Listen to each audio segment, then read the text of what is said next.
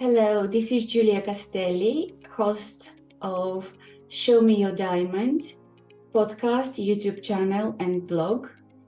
It's about successful people, inspirational people, pearls of wisdom, and encouragement for those who are on their path to success and to fulfillment. Today, we have a very special guest, Dame Tessy Antony de Nassau. She's a businesswoman, investor, advisor, UNAIDS ambassador, public speaker, and a mother. She's also a dear friend of mine. Welcome, Tessy. Good morning, Julia. So lovely to have you here today. You're glowing, you look beautiful. How do you do that? You're a mother of three, businesswoman. You're so many things. I admire you, really. How do you keep this glow? How do you look so amazing and do so many things? You're so sweet. Well, I didn't even put any powder yet. This is just purely from the cream. So I'm shiny like a little fish. But yeah, no, it's about, whatever you do, just do it with happiness, right? It's morning, we're middle of the summer. It's so nice and warm. Look, we're both, sitting in our summer outfits. The children are all still sleeping. So happy mama, I have a coffee. I'm talking to you. This is fantastic. That's why I'm glowing. Amazing, amazing. So let me just introduce you a little bit more. I will just take a few of the things because if I read all your accolades and all your titles and all your achievements, this will take my whole episode. I cannot imagine how you have achieved all this until now. But let me just share with our listeners and viewers a few of the things I really admire about you. And then I'll ask you to maybe speak about what's closer to your heart and what do you value as most significant achievements, really. So I know that you hold a master's degree with honors in international studies and diplomacy. You have spent 6 years in the Luxembourgish army. You were deployed as the only woman of your draft to Kosovo at the age of 18. And you were also member of the Luxembourg royal family for 12 years. And to me, once a princess, always a princess. And let me share with you something, guys. She is the most modest person I know. When we're discussing the topics for our get together and interview, she said, let's leave the princess thing out. Please tell me, how can I serve your audience? What can I give them? What do they need? I was in awe. So many people would just, yeah, so I'm speechless. Respect to you, Tessy. And let me continue with more of your achievements that I find so extraordinary. So you also hold a diploma and you have worked for 8 years as trauma psychologist in Luxembourg. Topics very close to my heart. You have launched your own consultancy in 2018, offering services in the sustainability and development. You're also a proud co-founder of Human Highness and haute couture fashion line you established in 2019. You have amazing commitments to education. You co-founded a charity, Professors Without Borders, and you took that charity to 21 countries. You're also an ambassador for UNAIDS. You got bestowed the Grand Cross Order of Adolphe of Nassau from His Royal Highness Grand Duke Henry of Luxembourg. You received the Woman of Decade Award from the Women Economic Forum. You were named Leader of the Year 2019 by the Leadership Academy in Luxembourg. You hold a honorary doctorate for your work around education. And you were awarded Dame Grand Cross of the Order of the Drum from the Majesty, the King of Rwanda. You hold a NATO Medal of Recognition for your deployment to Kosovo. You have a United Nations Peacekeeping Medal of Recognition for your deployment to Kosovo. And you're a Knight of the Order Lafayette by Order Lafayette, Switzerland. You're a Pioneer of Growth and Economic Development Award by Los Angeles City. Oh my God. And it goes on and on and on. And so on. Please stop. I'm not going to go over it just because really I would like you to share your valuable pearls of wisdom and experiences, because that's very, very precious. So please tell me, out of all those achievements, and I haven't read all, which ones are very special to you and why?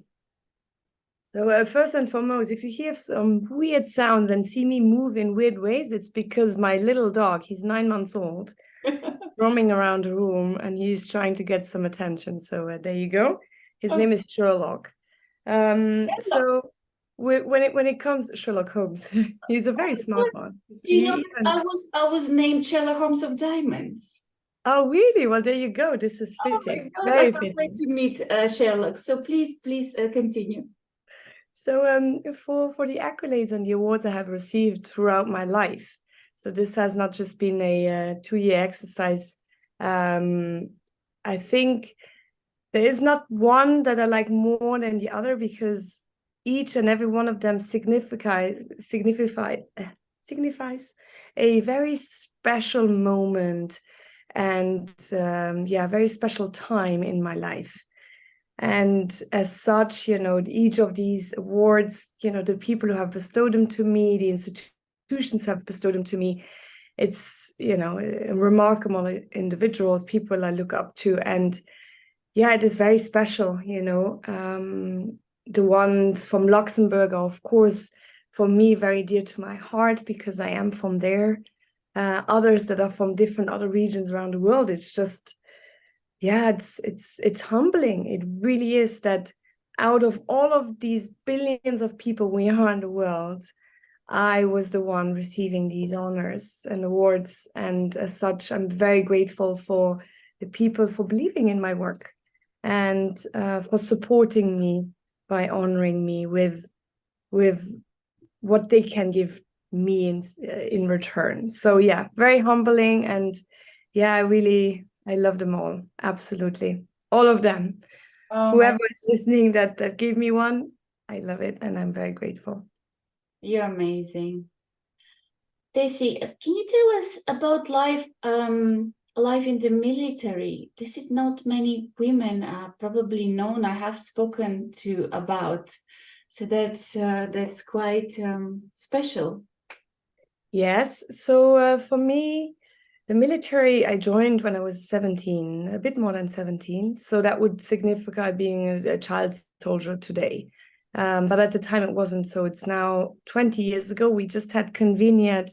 So we just reunited my old group of people who did the boot camp with me only a few days ago in Luxembourg, which is really amazing to see. 20 years already. Wow.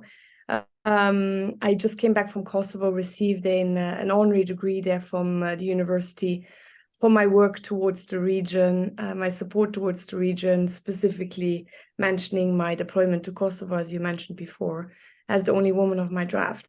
And being the only woman in the military, I think it makes no difference, because we men and women can both all genders can do everything.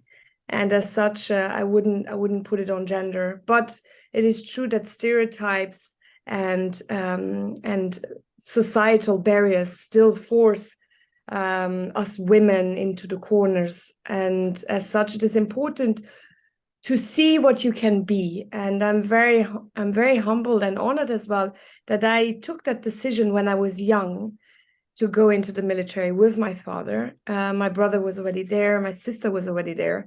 And I'm glad I did that, because when we are young, and I see it with my sons, right? I have a 17, 16 and a 15-year-old daughter. So 2 sons, 1 daughter, and then a baby who's 2. When I look at them, it's, they don't really know what to do yet with their lives, and I was already quite razor sharp focus. And for that, I'm very grateful, because I think it's not a given, especially nowadays when there's so much distraction and so much noise. So I'm happy that I did that, because the experience I have well, all of everything that I have experienced in the military was just so incredible. I have met people from all around the world. I have seen really sad and horrific things as well, which really made me who I am today, to really respect and honor what has been given to me and my children, because not everyone has that luck, I think. And as such, I feel very responsible to give back and help, due to that experience in the military, to make this world a better place for other people, especially in war zones. Wow.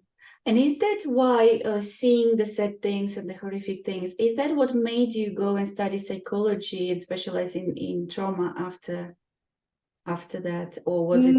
No, it wasn't. But it definitely contributes to understanding a bit the psyche of individuals, especially when it comes to war zones and really violent regions. That makes me so good in my policy work as well, and my work with institutions, because I had boots on the ground, as they say. But no, what made me do a trauma psychology degree is my sister. My sister had a very, very strong car accident, very, very, very difficult. Her fiance died by saving her life. She was very young, and she was in a coma for a long time and had all of these artificial things, like plaques, metal plaques added to her neck and her arm and whatnot. Yeah, it was really horrible moment. I remember still today when my mom told me in the morning when I woke up that my sister had a car accident, and I went to the hospital, and it's horrible to see her so weak and vulnerable, and and having lost her love, right? So yeah, and the way they told her that he died was so traumatizing to her, but also to us. They just really, Lily, she said, "Where is he? I want to see him." And they just said, "Oh, he's dead." And then I thought, no one should receive news of someone dying that way, with such lack of empathy. And I understand, when you're a doctor, or when you're military, or when you're police, and you go and you inform the parents or the family or anyone related to the person who had just died, that you need to keep kind of like a barrier to protect your own self, because it is hard for everyone, right? That you need to be, that you put that mask on. But I think, some empathy is never bad. And I think, yeah, that's why I did that education, so I can be that person when someone dies, someone killed themselves or whatever, when the police goes, when myself at the time, I retired now, or one of my team would go with the police. The police would, of course, tell the people, because it's not for us to tell. It's an official act to do that. And then we would kind of like catch the person at the door and take care of them psychologically up until the funeral. Thank you so much for sharing that very personal and very hard story. Thank you. And the difference that you made to people and your decision, it's inspiring. Thank you, Tessy. I believe our listeners and viewers would love to also hear about your life as a mother student. I think you constantly studying and improving and growing. Tell us how is it? It's super hard. I'm not gonna lie. It's super hard. It's also fun, because you're kind of in a classroom, or you kind of like doing exams with people who are generally younger than you. So you kind of like reconnect. Like university, I was one of the oldest in the classroom, and I had children, even though I was only in my 20s, which was really fantastic. Now, I just finished my board director, and I'm working on my last paper for my submission to get a distinction with IMD in Lausanne, which is one of the most prestigious board director executive programs in the world. I was the youngest woman of 4, a lot of other men, and it was fantastic. But as a mom, just taking that time away from the children and from work, right? So both being a student, but also having to work and having children, especially the 2-year-old Theodore, who still requires a lot of my attention. It was really, well, it was a logistical act, to really organize myself, one, but then also take the decision so I don't feel guilty. Because as mothers, when we work and we have children, we always have that mother guilt. And I have it all the time, but I need to remind myself that I do this for the well-being of my family, but also for the well-being of myself. If I feel good and if I feel that I'm thriving also professionally, I am a better mother because I feel more balanced, right? And so, yeah, and of course, to lean on to your family, right? My husband, when I went to Lausanne for these classes, was here, and family members. So it is hard. It's a decision to do if you want to be a student and a mother. You don't have many weekends. You work on holidays and you work in the evenings when the children are sleeping. And that is just what it is. But it's not forever. And you will reap the fruits that you sow big time after. So, there's a really big upside to it and an upside for the whole family. So, yeah. It's hard, but I would encourage mothers to do that because, nowadays we have, and there's Coursera, right? Some people might say, well, it's expensive. I can't afford that.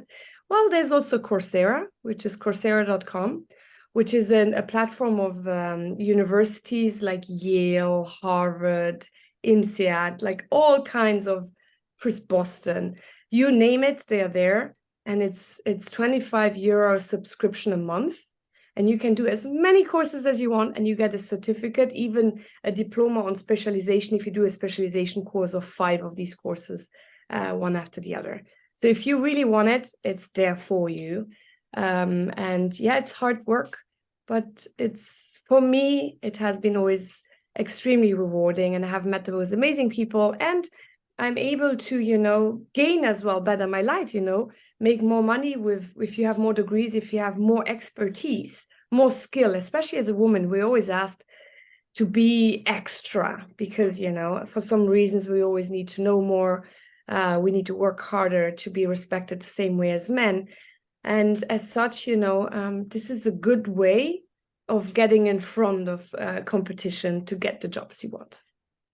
Thank you. And I can totally relate to that. I recently studied and trained as because my education is, I have master's degree in economics, but this was from a long time ago. And I constantly study as well. I better myself for myself, but I also want to be that role model for my children. I want them to see that learning doesn't stop after you graduate from university. Yeah. It's a lifelong endeavor for people who want to grow and strive and achieve and be fulfilled. Yeah. Well, the moment you stop learning, it's the moment you die, right? So here he is. It's so lovely to meet you. Yeah, he's a wild one. You're Sherlock and I'm a Sherlock.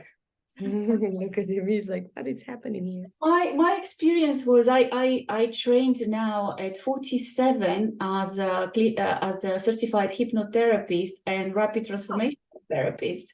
So to add something to my skills, which I believe will serve me, my family, and I could help so many other people struggling with different challenges. So I am with you on that mother-student thing. I highly also recommend it to any mother, just because becoming a mother doesn't mean that you stop being you and you stop growing. You can be a mother and a psychologist. You could be a mother and a doctor, a mother, and so many other things. Yeah. So I'm glad we can be everything we want to be. I totally agree.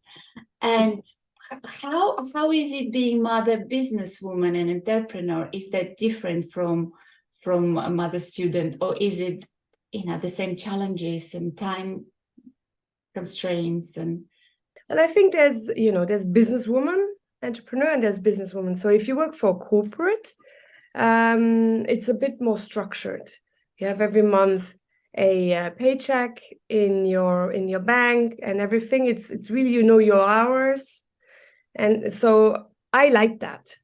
But Just because I like it doesn't mean I did that. So I'm more of an entrepreneur now. I don't work for a corporate.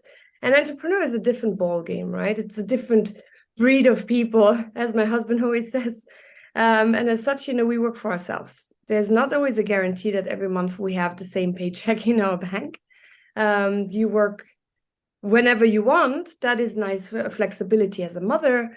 But and that's why I became an entrepreneur. When I was a single mom with my 2 sons, it was just easier for me to accommodate everything that is happening in my life while also being there because they needed me most.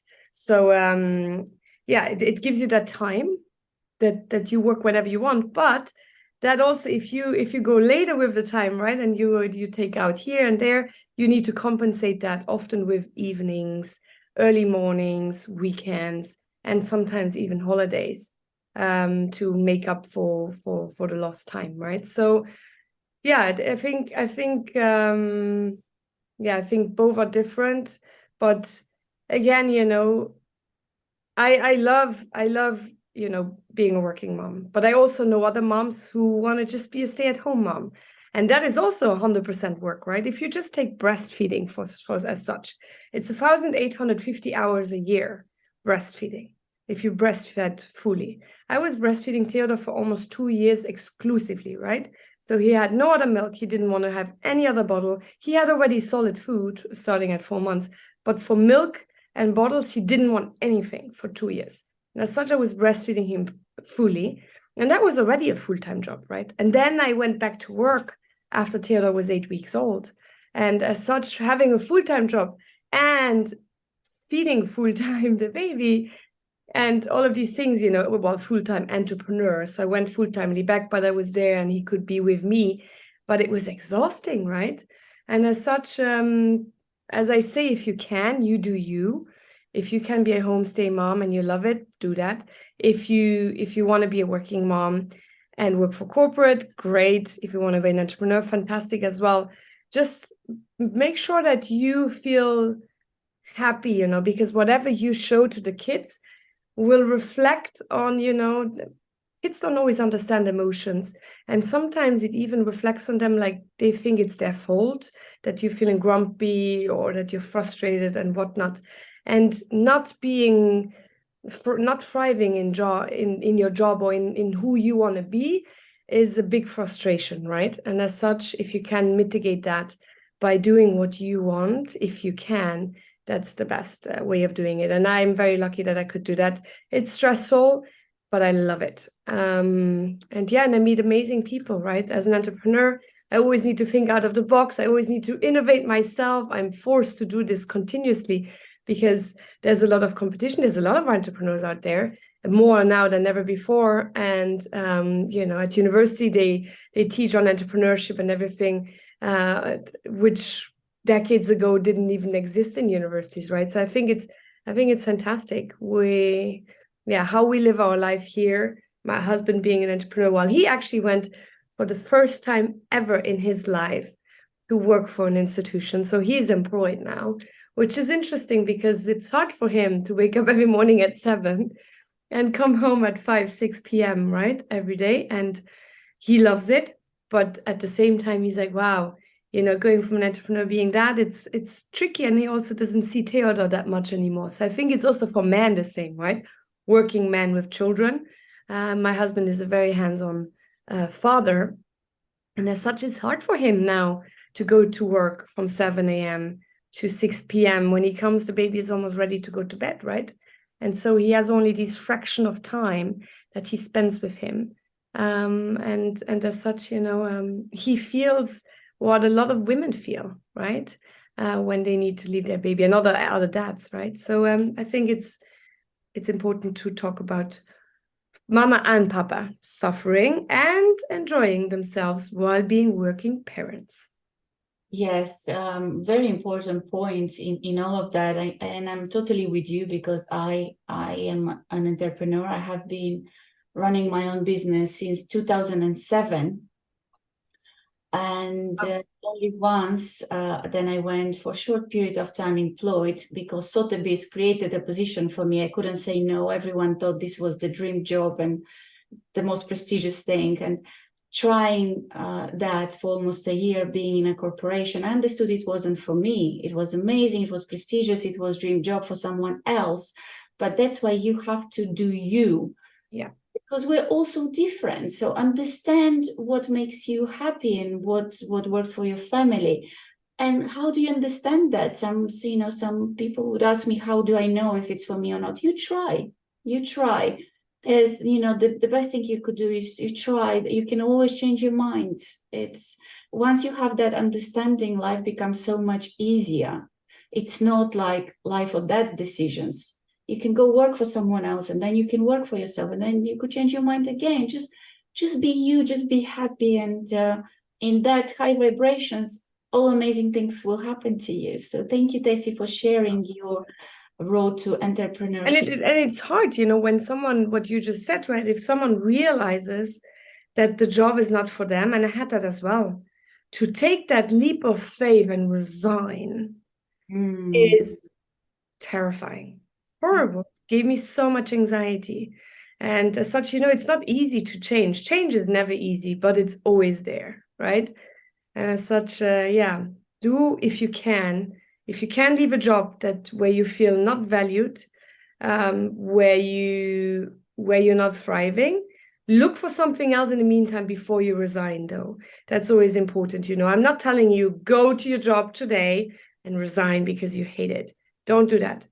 Have a backup plan, have a plan B, and then go and say, hey, this was fantastic. Also, what is important, never leave a job with a grudge. I had some really weird experiences with jobs where women were supporting women, and that was not the case at all. And I left, and I was really broke. I was heartbroken. I was disgusted. I was heartbroken. And I had so much anxiety, and I was really run down. It really personally affected me, the way they treated other people that worked there. And but when I left, people were like, well, what are you going to do about it? I'm like, nothing. I'm just going to move on and find something better, And I saw these people back. I'm nice to them. There's no problem, right? They do them, I do mine. And that is important, that you don't leave, on a bad note, because, it just, as you said before, it affects your energy and your vibration, just let it go, have a plan B, and then let go, we all shed some skin, and as such, maybe it's the time for you to do the same when you feel it. Thank you. Yeah, very valuable advice. And now we get to the point where I ask you my important question. Tessy, show me your diamond. Yes, so as it is weekend, I wear my daily jewels. So these I always wear, and I never take off. I just took the Aura ring off, which is not a diamond. It's an electronic device. But for my others, these I always wear, and I never take them off. So let me start on my right hand, maybe, which is 3 sapphires with quite a few diamonds around. It's my birth ring. Oh, so it's Theodore's birth ring. So it signifies each of the blue sapphires is one of my sons. And then the diamond signifies Julia, the daughter, keeping the boys in check. It's a vintage from 1904. And I really love it. And I never take it off, which is really nice. The jeweler who sold it to me, I always go to fix it because I never take it off. And, when you wear it, it tears, right? So yeah, it's just so special. And I really love it. I love it that it is also a bit of a shape, it looks a bit Gothic, and it has a very, very, very nice Art Deco style to it. I love it. Thank you. So that's that one. My family ring, if you want. Then these are just a few diamond freckles, a ring that I got from a girlfriend, which I wear because I like her. Then this one, I also never take it off. It's again a sapphire with little diamonds around. And I got that one actually from my ex-husband a long, long time ago when times were really great. And I wear it because it reminds me of the love we shared and the importance of family and the importance of remaining connected for our boys, you know, and life goes on. And yeah, it was really, I remember when we bought this one, and it's a really nice reminder that change happens, but life continues, right? And the beauty doesn't go away. It just changes. The perception on the beauty changes. And I think that is with jewels as well as with people, as well as the way we dress. It just is very fitting, I think. So I never took it off. I really like it. Then here you see a ruby in gold. This one is actually the ring I bought when Gabriel was born. And I want to give him that when he's 18. But I think his fingers are too thick now. So I was wearing it for quite a few years. He will be 18 in March. So it probably will be my ring now because he can't wear it. We tried it the other day and it's way too small. And then, yeah, here you see my engagement ring, of course, with my wedding band. So yeah, that's the diamonds I'm wearing today. I also have some studs on my ears, which I always wear if I don't wear anything big. And what I like about these, it's also vintage. You can actually take the middle part out and make them smaller studs. Already for the time, they are from the 1930s. But I like that they were so innovative already with the jewels at the time. Amazing. And then, of course, my necklace with each and every one of my children from a designer in Paris called Merci Maman. And the names are engraved, and every child has their own little figure. There's Julia with the ponytail, and then the three guys. Oh. So yeah, that's what I wear on a weekend. That's my weekend glam, if you want. Thank you for sharing those very special, very sentimental pieces of jewelry that you like. So what is jewelry for you? Is it really sentimental? Is it does it have any other meaning? So is it really something very close to your heart mostly? For me, jewels is all of that. I think it depends. But the pieces I wear every day, they are very emotional for me. So they are pieces I will give to my sons when I leave. I will be buried with no jewelry because I think it's a waste. And I think jewelry should be shown and seen and enjoyed throughout generations. So the emotional value of the ones that I wear every day is very high. For the rest, I really like, I have very big diamond earrings and necklaces and whatnot. And I like it because when you go on to, when you have a black tie, for example, with a beautiful long dress and your hair done and beautiful makeup, it just complements your shine, you know, if you have these pieces, it's just, it makes me feel so special. It makes me feel so, you know, it takes me out of my everyday mama working look. And it just, you know, yeah, makes me feel in a different time just for a moment, right? And also each time I wear these pieces, I look different. And I like that, you know, it's kind of like the jewelry speaks to you and it kind of like gives you what you need from the moment when you wear it. You know, it has an energy, it has a shine, it depends with the weather as well. So every piece of jewelry you have, each time you wear it, it changes. And I really like that in some perspective. Well, it does for me, you know. And yeah, I always create new memories with it. And yeah, sometimes go big or go home also works for me. So I like wearing big pieces as well. And I think that is who I am. I'm a very girly woman.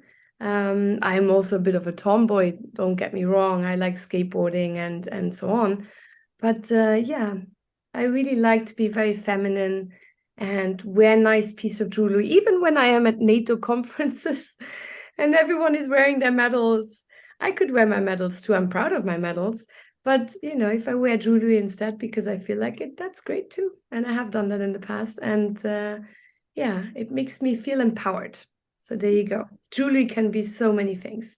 Oh my God, the way you described it is just like you just gave me that extra boost to feel that what I do for women, and I find diamonds and jewels for women, and you just made my job feel so much more special, because as you said, it's not me helping women or men to choose jewels for the woman, but it's so much more than the actual purchase or choosing, because there's the emotions, there's the amplifying of the beauty of the woman who wears them, there's the meaning that we attach to it, and then we create more memories and more meaning, and we feel stronger and we feel more feminine, but we also feel protected. So thank you for that, because Don't forget as well, you know, every piece of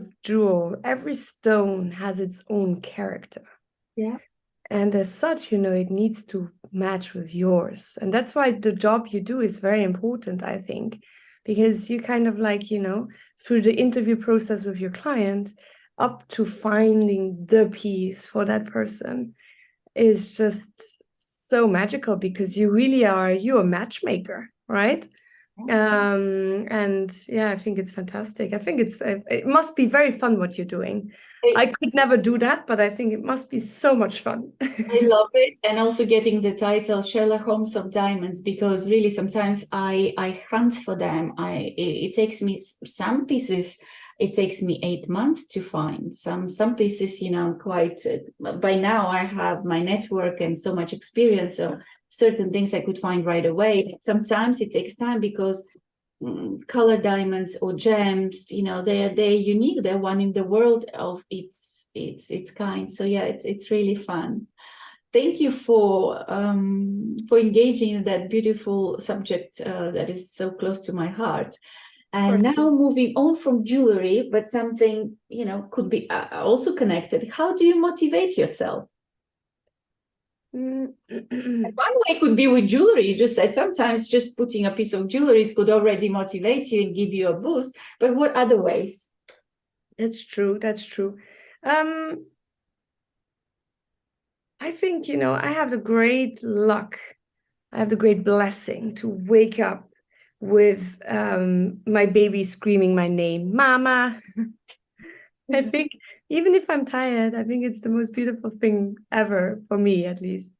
And then, yeah, for the rest, it's just life is so short. You know, I have friends who have passed away at a very young age, for all kinds of reasons. And as such, you know, I think it's so precious to have that time that we have. And also with the people we love, you know, my children, my oldest will be 18 years old. It's incredible. He's already asking, can I go and study in the US and everything? He's almost leaving the nest, right? So time is precious and it goes so fast. You know, I'm almost going to be 38 now, right? If I say at the beginning of our talk, 20 years ago, I joined the military, right? It's crazy. 20 years ago, where has the time gone? Yeah. And as such, that motivates me, because every day I wake up in the morning, I'm healthy. I can be successful. I can change people's lives. I can feel loved. I can make myself happy. I can do self-care. I can have fun. I can meet new people, right? So I think that is the greatest motivation, because yeah, what is there else to do? You know, if you wake up in the morning, if you're ill, right? Or if you're depressed, or if you have whatever happens to you, it's hard. And for me, I'm very blessed that I don't have that. And as such, you know, I take every day as it comes. And yes, also I'm grumpy, you know, sometimes I'm not in a good mood. Happens to everyone. But it's just about, you know, kind of like we're sitting on a train and there's the sunny side and there's the mountain side, right? But like the stony mountain, like cold, gray, not nice, right? And you want to sit, of course, by the sunny side and watch the beach and the animals. If you can, you sit there. But sometimes there's no space there, right? Sometimes life is really rough on you. You will need to sit by the wall. But then, you know, even the wall, even a cold, wet wall can be beautiful when you look at it, because sometimes there's a bird nest hiding in it. You see all kinds of color coordinations between the natural stone as well. And as such, I think it's just about how you perceive life, and what you make out of it. So that's my motivation, to just really see the positive in everything if I can. I don't succeed every day, but I certainly try. And it's a skill. It's not something that is being given, and you need to train that. It's a muscle. And as such, that is what I do in order to be as pleasant and as positive and highly vibrating for myself and the people around me as possible. Amazing. And there are two questions I always ask the people who I invite to talk to me. What is happiness to you, and what is success? Happiness is health. When you're healthy, you have all the happiness you want, because you can create the happiness you want. When you're sick, really ill, or have mental health problems and things like that, you can be happy, of course, but it will be more difficult, right? Because there's the obvious there for you. It's always in the back of your mind, right? You're fighting something, or you feel frustrated, or you feel down, right? As such, you have some more barriers. So I think health for me is a very big part of my happiness, because I had a burnout 7 years ago. I know what it means not to be happy with yourself and struggling, and coming out of this again. So yeah, I think health is happiness for me. And what success means for me is, well, success means that when my children look on a magazine cover, or they see me on TV, on the radio, and they say, "This is my mama." And they say, "Mama, we're so proud of you. Thank you for everything you do for us." And they say that all the time. And each time they say it, it makes me so emotional, because that is really why I'm doing what I'm doing. I don't do it for myself. I don't do it for vanity. I really do everything I do for them, to show them what they could do and what life could be about, but also how to behave in certain ways. I'm not perfect, right? But yeah, that they are inspired maybe to continue my legacy, and do what I do. So yeah, that means success for me, that when my children see what I do and they love it and they support it. Amazing. Thank you. This is it's very deep, and I feel you. I relate to you. I'm a mom, I'm an entrepreneur, and student mom, and so many other things that you have done or doing. And I'm sure many of our viewers and listeners will relate and will feel you and your words. Is there, before we say goodbye, is there any words of wisdom or advice that you could give to our audience who are maybe starting now in life or business, or who are going through challenging times? There's a quote from Carl Jung, which says, "When two people meet, a chemical reaction happens, and both are transformed forever." So whatever this means to you right now, you will know. And, that means that whatever happens to you, you always come out differently after. So, yeah, just make it count. And behind every gray cloud, there's always a blue sky, right? We all have our challenges. I had my fair share of it, but my challenges are not yours. I'm not comparing myself. And I don't think some people are suffering more than others. In that perspective, I think we need to make sure, because that is also something in our society, when people struggle, others say, "Oh, but I struggle more," or "they struggle more." And I get that. And in some ways it's true, but also in others, I think you can never really know how someone feels about hurt and illness and pain and violence if you're not in their own bodies, in their bodies, right? And as such, don't compare, just support. So yeah, that would be my advice, as Carl Jung says. You will meet other people, you will change. And what will that change be to you? Think about that. What do you want that change to be for you? That's that. If anyone has other more questions, they can follow me on Instagram, Tessy_from_Luxembourg, and ask me a question there. I will always reply myself in time when I have time, but also there they can follow some of my work and see what I'm up to if they want to, and get to know me a little bit different. But a disclaimer, my Instagram is not my life. I post one picture a day, and that is just a small fraction what I want to show to the world about my private life. I'm a very private person otherwise, and as such, don't feel that, you know what I mean, right? There's always these Instagram people, especially young people, who say, oh, I want to be like that person, and you get depressed because you can't be someone else. And as such, I always need to say that, especially for the young listeners, because, I'm not you and you are not me. So just be you, and let's inspire each other for what we're doing and what we're trying to do. Amazing, beautiful words of wisdom, and from your own experience and your own life, because we are all on a different path. We all have our own journeys. From me, the little piece, pearl of wisdom would be kind to people around you, because you don't know what they're going through. And behind the angry face is usually a very hurt person. So even if someone is not nice to you, just know they're suffering, and be kind and show compassion, and live your life from the place of love, and then everything will go to its place. And just trust yourself, trust the universe. Yeah, that's beautiful. Also, a smiling person can be hurt too. When I went through my burnout, no one knew. I was suffering so much, and I was very lonely. I was crying every night for months.